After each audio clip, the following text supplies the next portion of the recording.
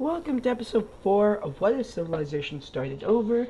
In the last episode, we saw expansion exploration into Europe, some religious dynamics, the exploration into North Africa, the creation of Egypt, more countries, and exploration into the Indus. Today, we're going to be starting where we left off. Now, I just finished recording the last episode, so no, I did not put any cities in. I will do it after this episode. Alright, so don't go bite on my back about that. But anyway, we'll start where we left off, and we're going to be seeing Julius begin exploring down the Nile. I'm like really dumb if this isn't how the Nile flows. But you get the idea. It's like this. So now, after a while, these guys aren't suspicious actually, because they couldn't find the end of the world. So they probably think he's like, well, over here, in the middle of the Atlantic. So they're good on him. Oh boy. This was not open all last episode, was it? Embarrassing. I gotta edit that out now. More work for me. But anyway, after realizing this guy's probably dead and he's not coming back, they send another explorer, this time up north. And this guy is actually kind of loyal, so he ain't gonna dip. He just travels around the coast, and eventually he meets up with these guys. It's a very fun little reunion, huh? Also exploring, then the Babylonian guys come, and they all realize, oh, this is one big land. So now Babylon has a direct connection here. We're gonna try and fill that in, because these guys are hearing about the riches coming from the Babylon, and I've heard Israel makes pretty good pineapples or something, mangoes, I don't know. So hopefully they still have that here. And actually, no, they do. They share the mangoes with merchants, and they're like, we gotta get this. So Judea, yes, it's Judea, not Israel. Judea will begin expanding northwards. But then, as Judea is expanding, tragedy strikes. The son was assassinated. Depending on who you are, that might not be a tragedy. If you're a monarchist in here, then boo-hoo. If you're a normal person, you're probably thrilled.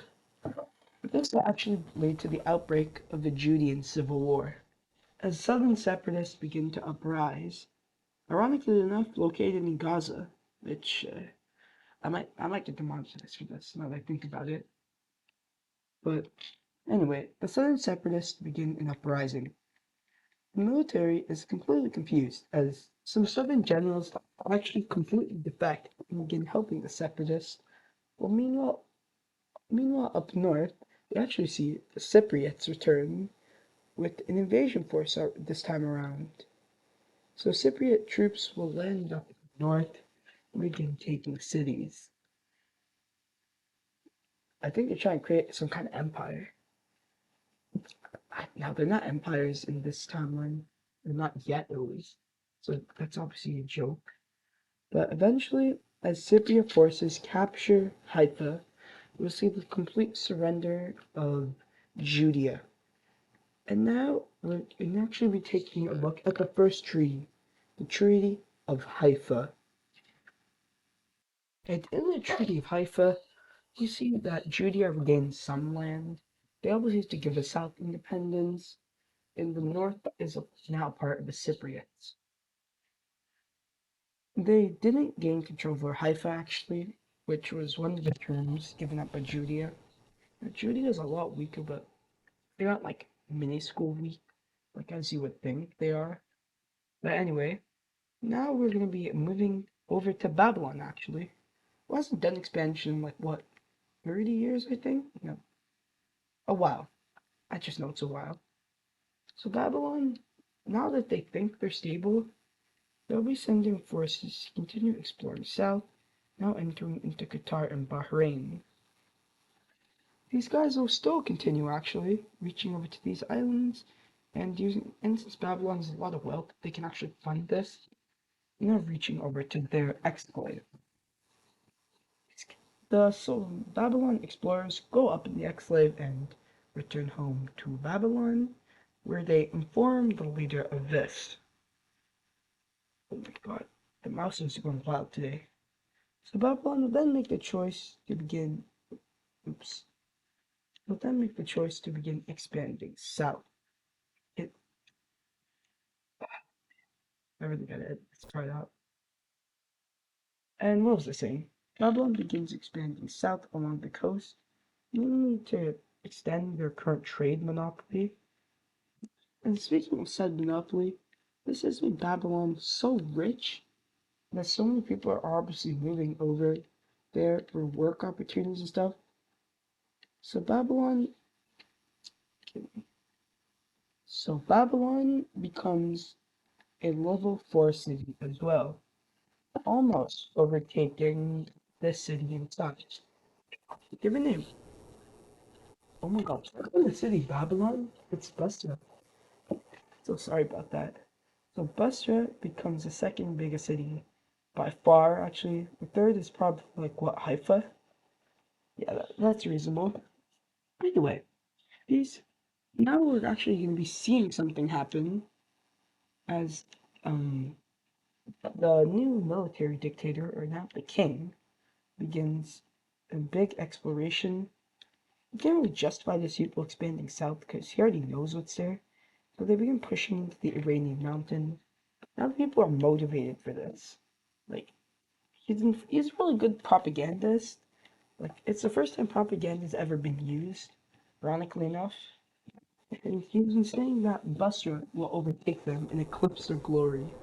Because there's a saying, I forgot to mention this in the last episode, but whoever controls this city are the masters of the world, as they call it. I think that it sounds kind of corny, but the rulers of the world, the emperor. Hear that word, emperor, the world. So that's right.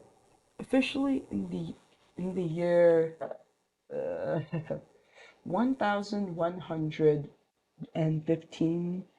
1115 BCE, yeah, before Common Era, BCE, the king of this country, I don't know what to call it, but Central Iran is crowned Emperor of Iran. Not Central Iran.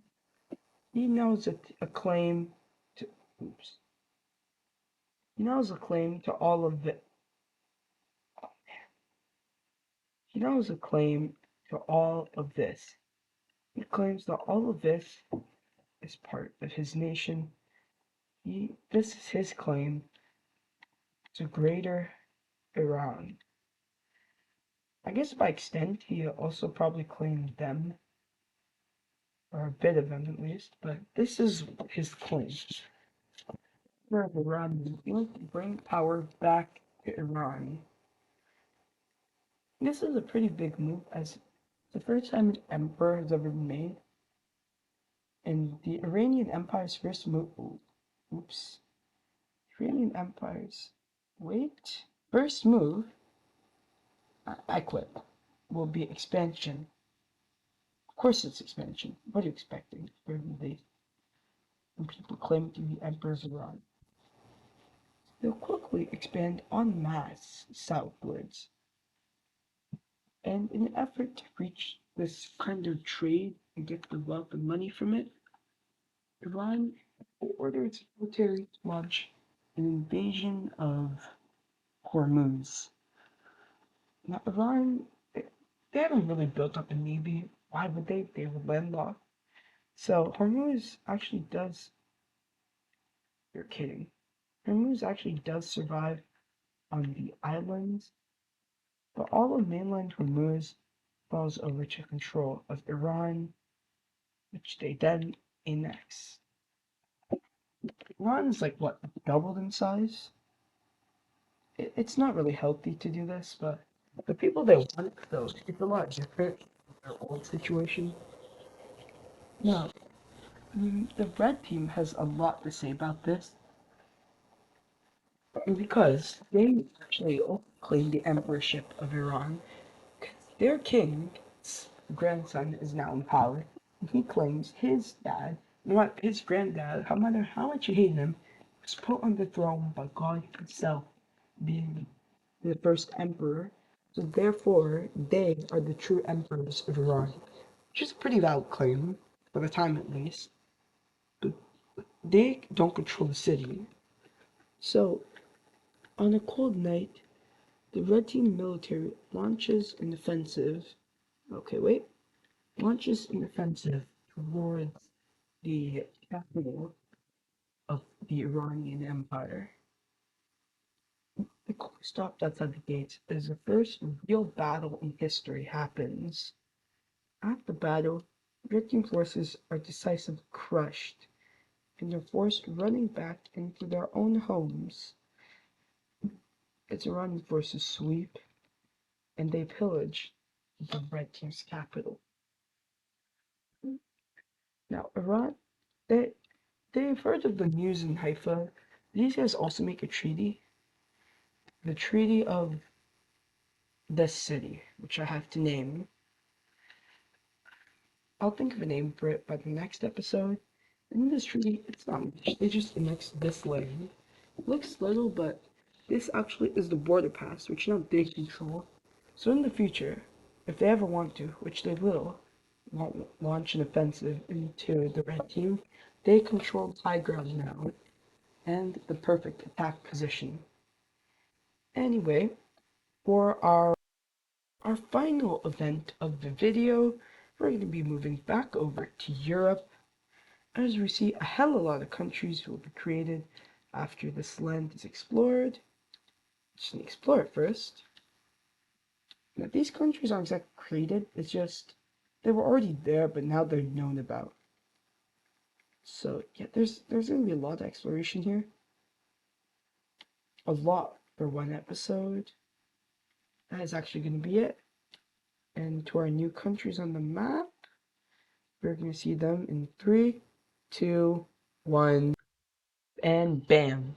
So here we have all our new European states. As you can see, there are plenty of Albanian states, including Montenegro. We got Thessaloniki, I'm not. Sorry. We got this island country here, which controls this. We got this random lake, this random island. We see Smyrna expanded, Izmir expanded. I changed Greece's color, and we got Spartan countries. But don't worry about this for now. We also got Constantinople for the jokes, and this little thing, I call it Thrace. We also have Cyprus, who set up a colony here. Honestly, guys, that's going to be it for today. Hope you all enjoyed. Have a good evening and goodbye.